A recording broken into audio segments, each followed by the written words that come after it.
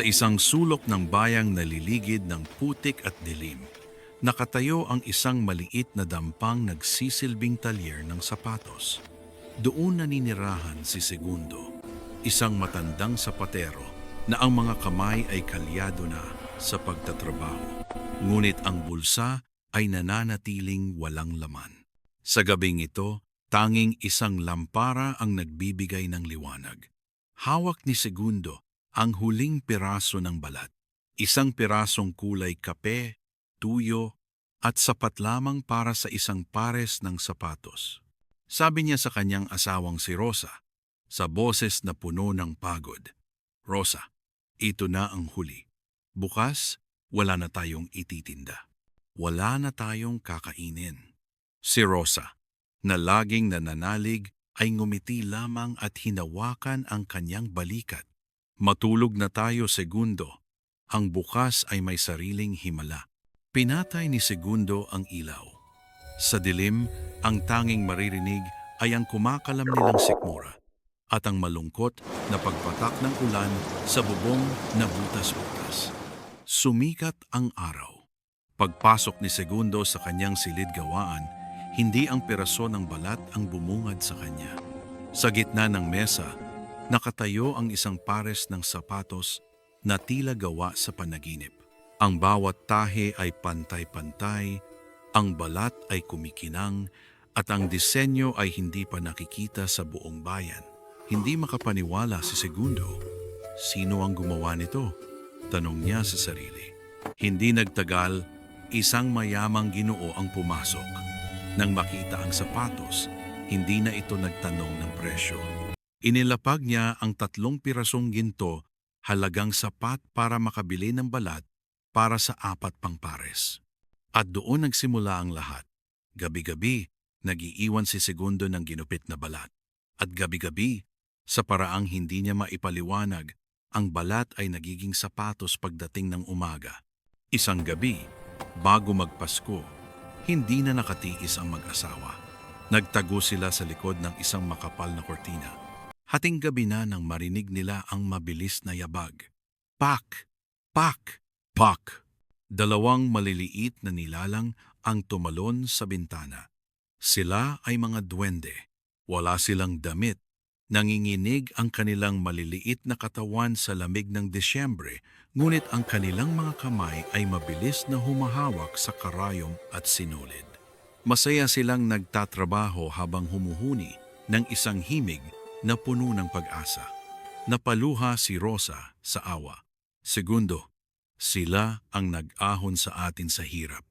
Dapat nating suklian ang kanilang kabutihan," sabi ni Rosa. Kaya naman, gumawa si Rosa ng maliliit na kamisa dentro at pantalon. Si Segundo naman ay gumawa ng pinakamaliliit na sapatos na kaya niyang gawin. Iniwan nila ito sa mesa bilang regalo. Nang makita ng mga duwende ang mga damit, sumayaw sila sa tuwa. Isinuot nila ito at hindi na muling bumalik.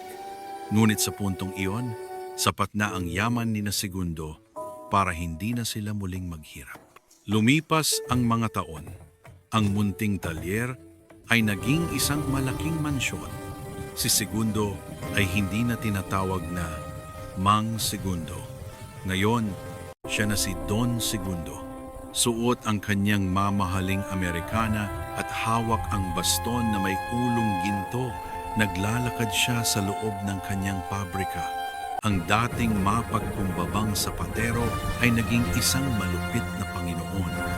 "Berto, bakit ang dumi ng sahig na ito?" sigaw niya sa kanyang batang apprentice. "Wala kang silbi. Kung hindi dahil sa akin, mamamatay ka sa gutom." Sinubukan siyang paalalahanan ni Rosa. "Segundo, alalahanin mo ang mga duwende. Alalahanin mo noong tayo ay wala rin. Maging mabait ka sa iyong mga tauhan." Ngunit tumawa lamang si Segundo. Isang tawang puno ng pait at yabang. "Rosa, ang mga duwendeng iyon ay mga utusan lamang ng tadhana. Ako ang nagpalago ng negosyong ito. Ang talino ko ang nagpayaman sa atin. Hindi ko kailangan ng awa at hindi ko kailangan ng tulong ng kahit sino." Isang gabi, Habang nagbibilang ng ginto si Segundo, naramdaman niya ang isang malamig na simoy ng hangin sa loob ng kanyang saradong silid. Sa anino ng kanyang mga tumpok na ginto, lumitaw ang dalawang pamilyar na boses.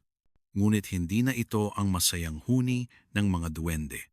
Ito ay boses na tila galing sa ilalim ng lupa. Ang biyayang ibinigay dahil sa pangangailangan ay babawiin dahil sa kapalaluan, sabi ng isang tinig. Tumawa si Segundo. Lumabas kayo. Kayong mga duwende. Wala na kayong silbi sa akin. Mayaman na ako. Kaya ko nang bilhin ang buong bayan. Isang malakas na bulog ang yumanig sa mansyon. Biglang nag-apoy ang kanyang mga sapatos sa display window. Ang mga gintong barya sa kanyang kamay ay unti-unting naging mga tuyong dahon at alikabok. Ang kanyang mamahaling Amerikana ay naging basahan sa isang kisapmata. Nataranta si Segundo. Tumakbo siya sa kanyang mga tauhan, ngunit wala na ang mga ito. Ang mansyon niya ay unti-unting naglalaho, nagiging isang madilim at butas-butas na dampa. Nang sumikat ang araw, natagpuan ni Segundo ang sarili na nakaupo sa isang lumang bangko. Sa harap niya ay ang mesa kung saan siya dating nagtatrabaho. Sa gitna ng mesa, naroon ang huling piraso ng balat, ang kaparehong balat na iniwan niya maraming taon na ang nakararaan. Wala na ang ginto. Wala na ang mansyon. Wala na ang kapangyarihan. Pumasok si Rosa. Suot ang kanyang lumang damit. Malungkot siyang tumingin kay Segundo. Nakalimutan mong lumingon, Segundo. Kaya ang daang nilalakaran mo ay nawala. Niyakap ni Segundo ang piraso ng balat at humagulgol. Ngayon, alam na niya. Ang tunay na sumpa ay hindi ang pagiging mahirap, kundi ang pagiging mayaman, ngunit may pusong walang utang na loob. Hanggang ngayon, sinasabing may isang matandang sapatero na gabi-gabing nag-iiwan ng balat sa kanyang mesa, naghihintay ng himalang hindi na muling darating dahil ang swerte ay parang ibon. Madaling lumapit sa bukas na palad, ngunit mabilis lumipad palayo sa pusong sarado.